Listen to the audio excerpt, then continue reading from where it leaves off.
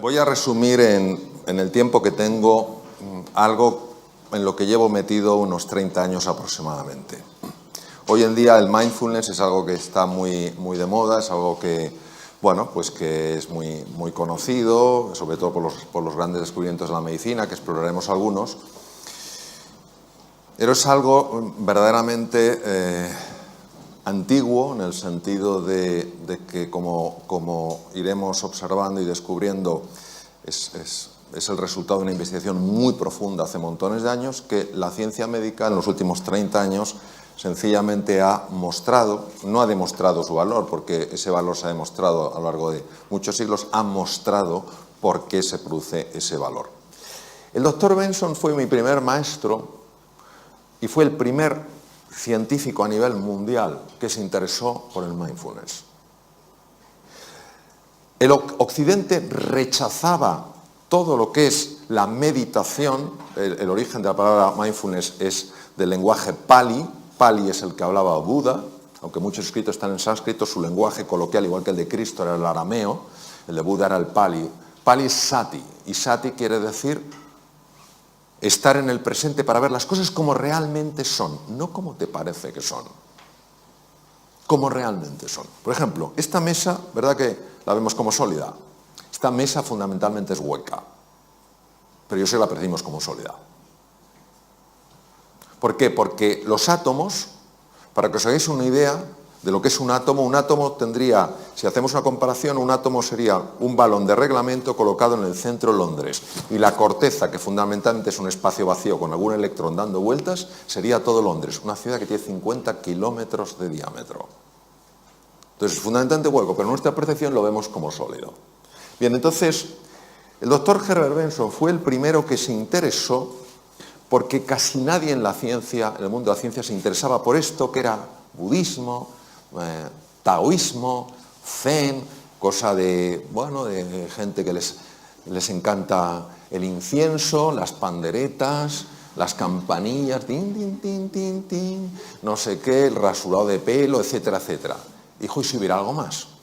Y este hombre, ¿por qué le interesaba saber si había algo más? Porque él estaba muy preocupado con sus enfermos. Él, como cardiólogo muy reconocido en la Universidad de Harvard, se encontraba con el problema de que había muchas personas que tenían hipertensión arterial y que la medicación no era suficiente. De repente se enfadaban con alguien y se disparaba su tensión. Y claro, si te dispara mucho la tensión, ese es el problema que puedes tener. Que te rompe un vaso sanguíneo, en fin, un infarto, un ictus, lo que sea. Dijo, tiene que haber otro sistema. A ver, ¿qué pasa cuando uno se hace una pregunta e insiste en su pregunta? ¿Qué pensáis que pasa?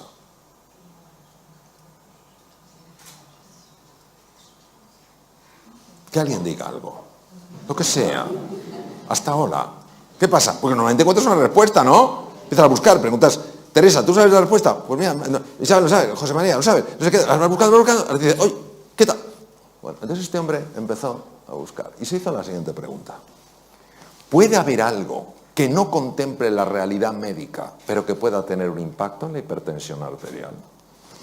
¿Puede haber algo que tenga la capacidad de mejorar la función cardíaca, de proteger al corazón y que sea desconocido por la ciencia médica? Es decir, en la realidad médica que hay, pueden existir vacíos. Y este hombre, en aquella época, pionero a nivel mundial, el primero que lo hizo a nivel mundial, se fue a Dharamsala, hasta 7.000 pies de altura en la India, porque sabéis que la comunidad tibetana fue expulsada y martirizada por los chinos en el 59, quemaron 6.000 de los 9.000 monasterios, esto es una cifra, y se fue allí y empezó a estudiar, con un permiso del actual Dalai Lama, empezó a estudiar qué hacían los monjes. Porque le habían llegado ideas, a través sobre todo de un libro, de que los monjes eran capaces de activar ese sistema del que hablabas tú, Santiago, que es el sistema que protege al organismo, el sistema parasimpático. Y yo me acuerdo, hablando con él en su despacho, y en aquella época estaba en el Dícones en trasplante hepático, y él seguía como cardiólogo en el Dícones. Y entonces me acerqué y recuerdo que me dijo, Mario, you've got to stop the train of disturbing thoughts which enter into consciousness without being invited. Digo, ¿qué le ha dado a este hombre? Tenemos que parar el tren de pensamientos perturbadores que entran sin nuestro permiso en la conciencia. Yo en aquel momento, un joven cirujano, interesado por estos temas, pero sorprendido, dije, ¿pero qué tendrán que ver los pensamientos en todo esto? Y él me dijo en su despacho, mira, yo entreno a los enfermos que van a cirugía cardíaca en esta metodología que aprendí en el Himalaya.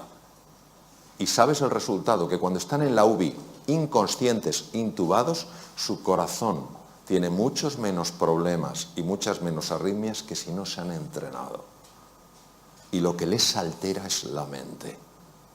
Claro, este fue el primero que me puso una luz delante de los ojos y dijo, ¿de qué estamos hablando? Entonces empecé a tirar del hilillo, claro. Todos nosotros, cuando estamos cómodos, cuando estamos con buena salud, cuando estamos tal cual, bueno, pues la vida transcurre, discurre y fluye. Pero llega un momento en el que aparece algo que perturba nuestra vida, una tormenta. Puede ser de salud, puede ser un desengaño, puede ser una pérdida económica, puede ser mil cosas. Aparece una tormenta en nuestra vida. Y aquí entra un patrón reactivo típico del ser humano. Pero no del Homo sapiens sapiens, sino del Homo demens. De eso que decía el príncipe Gautama Siddhartha, Sakyamuni Buda, que teníamos perturbado. De eso que hablaba Lao Tzu, que no funcionaba bien en la mente. ¿Qué ocurre? Pues que emprendemos un proceso de enfrentamiento a eso que nos pasa. Nos enfadamos, nos ponemos de los nervios, empezamos a encogernos, a empequeñecernos, notamos como el estómago se hace un nudo, nos duele la cabeza, mil cosas. Esto es lo que el profesor Hans Selye, de origen húngaro, llamaba la fase de resistencia. Es decir, o te irritas, eres un desgraciado por lo que me has hecho, es que o huyes o te haces chiquitín, te quedas bloqueado. Y el profesor Hans Selye decía que esto, con el tiempo, te podía llegar a hacer enfermar. Para que os hagáis una idea de la intuición y finura científica del profesor Selye, hoy la Universidad de Harvard, que es la pionera en el mundo en estos estudios, pionera y la que más experiencia tiene en el mundo, ha demostrado que entre el 60 y el 90%, fijaros la cifra, 60-90% de las consultas a médicos generales en el mundo occidentalizado tienen que ver con estar viviendo aquí. Curioso que en 6 años de carrera, la carrera la hice en España, aunque luego la convalidación la hice en Estados Unidos, los 6 años de carrera nadie me dijo que la tensión emocional podía generar enfermedad. 60-90%. Y en base a este tema, otro de los grandes científicos empezó a estudiar qué ocurría en el cerebro. Entonces, 3 estructuras, olvidaos del cerebelo, que es el que está atrás, 3 estructuras que son muy importantes. La primera es la corteza prefrontal. La corteza prefrontal es la que nos permite ser eficientes en la vida.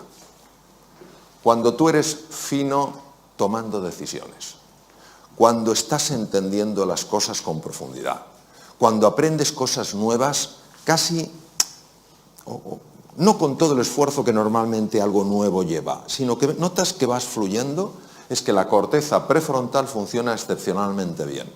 Pero la corteza prefrontal está afectada fundamentalmente por esta estructura llamada amígdala, que nada tiene que ver con estas, que es un núcleo, bueno, es un grupo de núcleos en el lóbulo temporal, está a la altura de las orejas, de tal manera que cuando la amígdala se activa, que es nuestro detector de peligro, acordaros, estoy plácidamente, pum pum, aparece la tormenta, cuando yo la tormenta la vivo como una amenaza y me resisto a ella, luchando, yéndome para atrás o haciéndome pequeñito, cuando la amígdala se activa de esa manera, bloquea la corteza prefrontal de tal manera que ni me entero de lo que tengo que hacer, ni puedo encontrar nuevos caminos para hacer frente al desafío, ni puedo aprender cosas nuevas.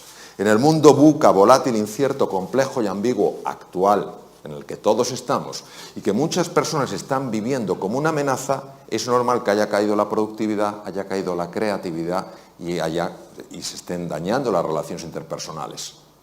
¿Qué se hace desde la medicina? Ansiolíticos y antidepresivos para neutralizar la amígdala. No digo que en algunos casos no estén indicados, pero ¿y si hubiera un sistema más natural para neutralizar la amígdala?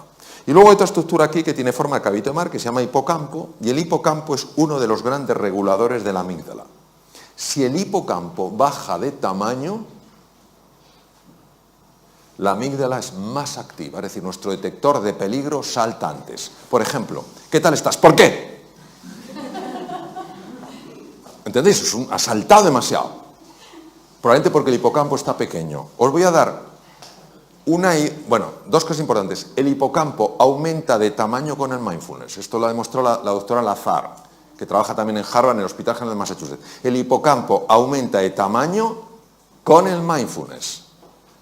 Y también con el ejercicio físico. Las personas que hacen ejercicio físico normalmente toleran mucho mejor ciertos embates de la vida, notan que están más tranquilos. ¿Por qué? Porque su amígdala está más controlada por el hipocampo. Cuando una persona está súper tensa, súper estresada y no encuentra sus espacios de calma, esos espacios de silencio, baja el tamaño físico del hipocampo porque mueren neuronas y la amígdala se enloquece, entonces se vuelve una persona más reactiva. La belleza del mindfulness actuando sobre el hipocampo, como ha demostrado la doctora Lazar en el Mass General, es que al engrosar el tamaño, al haber más neuronas, porque aquí sí se forman más neuronas, al haber más conexiones, es más difícil que las tormentas de la vida, que a todos nos sacuden de un momento a otro, de mayor o menor intensidad, te desequilibren, te enajenen, te saquen del eje. ¿Qué es lo que pasa? ¿Qué es lo que descubrieron sobre todo Buda y Lao Tzu? Descubrieron que la mente está enferma. Y como la mente está enferma, se impone al mundo real. El mundo real es uno, pero yo construyo un mundo mental que se superpone al mundo real y lo bloquea. Os pondré un ejemplo, porque si no esto es un poco raro. Hace 500 años el mundo ¿cómo era? ¿Plano o redondo? Alguien que es muy así dice, yo igual. No, igual. Vamos, ¿quién piensa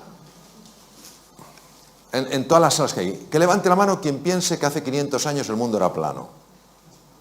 Muy bien. Que levante la mano quien piensa que el mundo era redondo. Muy bien. Vamos a ver. Es que todos tenéis razón. El mundo era redondo, siempre lo ha sido. Desde hace 10.000 millones de años, la Tierra es redonda. No tiene forma de huevo. No es un plato, es redonda.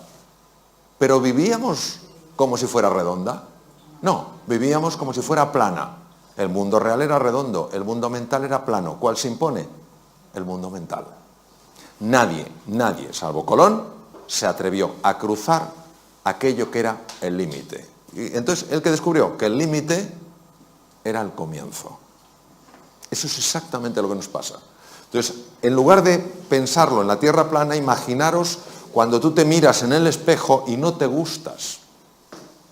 Y dices, es que estás viendo tierra plana. Lo siento, tú eres mucho más que lo que ves. O cuando ves damas a tu marido, dices, vaya tripa. Estás viendo tierra plana. Tu marido es mucho más que eso. O cuando ves a tu mujer y dices, que llevo ya tanto tiempo con ella, estás viendo tierra plana. Hay algo mucho más profundo. O cuando miras al mundo, es que todo es lo mismo, tierra plana, hay un mundo redondo. La ventaja del mindfulness es que te ayuda a ver lo que no estás viendo. Por eso la definición de sati es estar en el presente para ver las cosas como de verdad son. ¿Cómo son de verdad? Redondas, no planas. Bien. Este es otro de mis maestros, Judson Brewer, que además toca maravillosamente el violín, y ha descubierto una cosa fascinante. Ha descubierto que tenemos un sistema que nos tiene atontados a todos. Estamos dormidos sin darnos cuenta, y todos conocemos el sistema. El sistema se llama DFN, Default Mode Network, y es el que hace que tú puedas conducir sin saber que estás conduciendo. Esto lo conocemos todos, ¿no? Pero dices, ¿será posible? O sea, estoy pensando en 1000 cosas y sin embargo, como que el coche va solo, ¿sí? Pues que sepamos que esto aumenta significativamente la posibilidad de tener un accidente. Significativamente. ¿Por qué? Porque ¿dónde no estás? En el presente. ¿Dónde estás?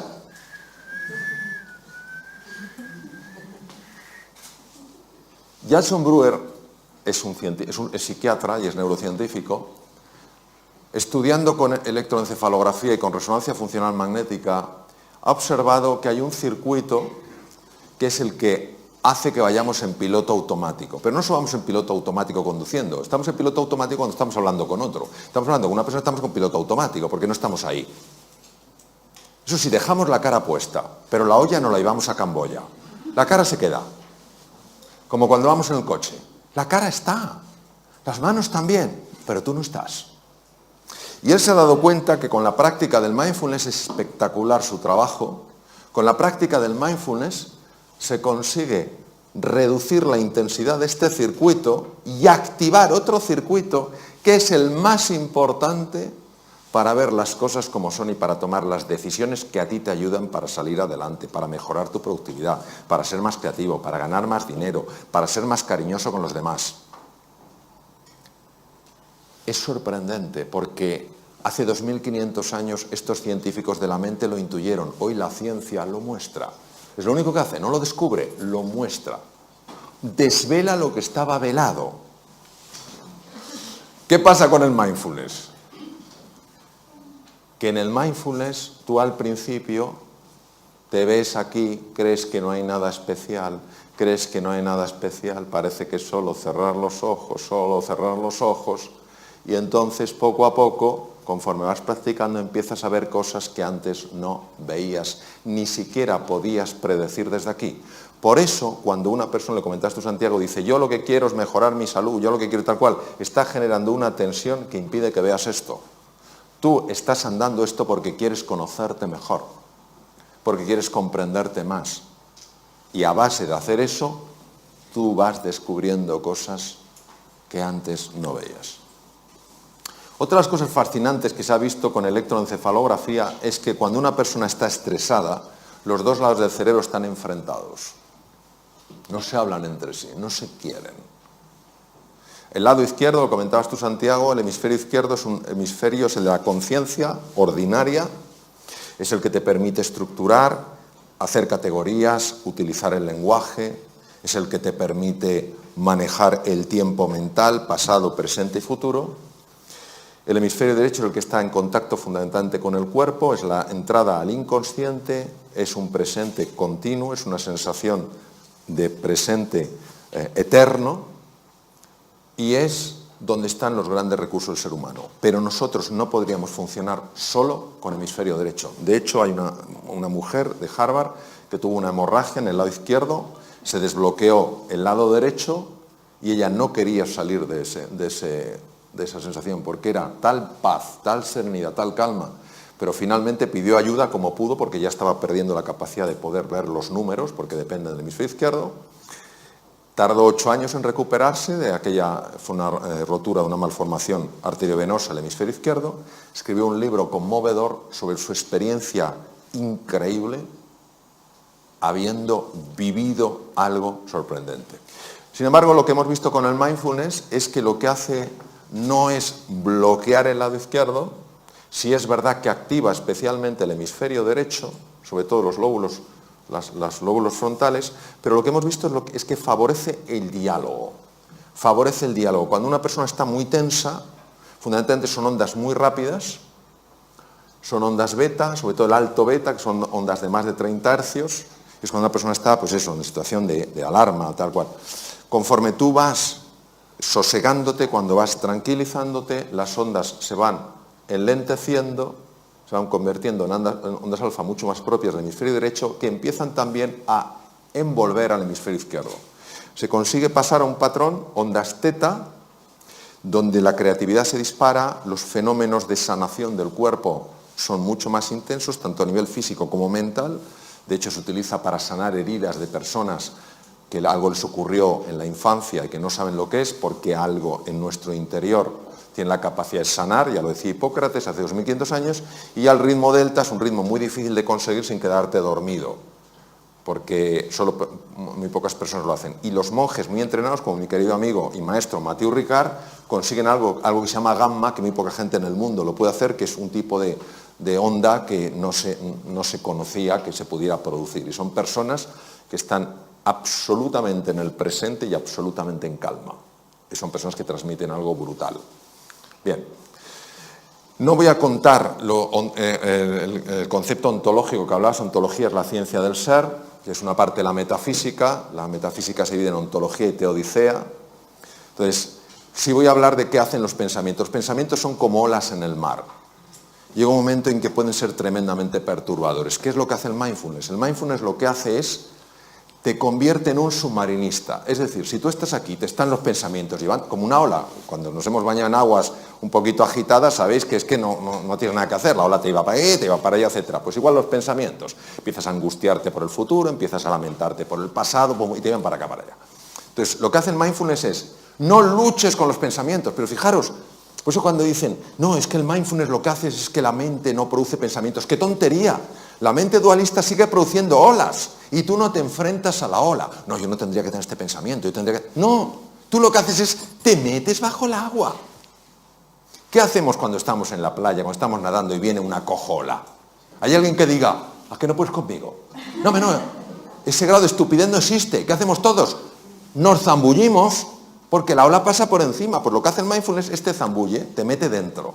Entonces observar que cuando estás un poquito más abajo y miras hacia arriba, claro que ves los pensamientos, claro que ves las olas, pero ya no te arrastran. Ya estás en estado de meditación, ya estás en estado de profundización. Y por eso, como el mundo mental genera tanta distorsión, al estar aquí, empiezas a notar una recuperación, una revitalización que no se puede experimentar arriba. Conforme tú vas entrando, va cambiando el patrón de ondas alfa, ondas teta, ondas delta. Llega un momento en el que empiezas a tocar, y lo digo por experiencia, el fondo del mar. Y cuando tocas el fondo del mar, esto no se puede describir, o sea, se puede describir, pero es algo de tal rotundidad que puede darte una fuerza para tomar una decisión tremendamente difícil. Te puede dar una claridad que no sabes de dónde ha salido, pero que ahora la tienes y antes no la tenías. Es verdad que en el fondo del mar empiezas a ver talentos que no sabías que tenías, y es verdad que empiezas a ver algo que no es agradable de ver, pero que es necesario de ver. Empiezas a ver que algunas de las cosas que más te molestan en la vida las estás provocando tú sin saber que las provocas. Porque nosotros somos todos muy hábiles viendo el efecto de las cosas, pero no viendo la causa. ¿Me entendéis a que sí? Cuando tú lo ves, ¿es una mala o una buena noticia? ¿Qué me decís? José, tú que eres un jurista de primer nivel mundial, ¿el desconocimiento de la ley te exime de su cumplimiento? No. Me decía, esperaba una pregunta más compleja. Me iba diciendo, no, más de mi nivel es lo que doy, José. Bien, pues lo mismo. Que tú no sepas que estás causando eso no evita que sigas experimentando los efectos de eso.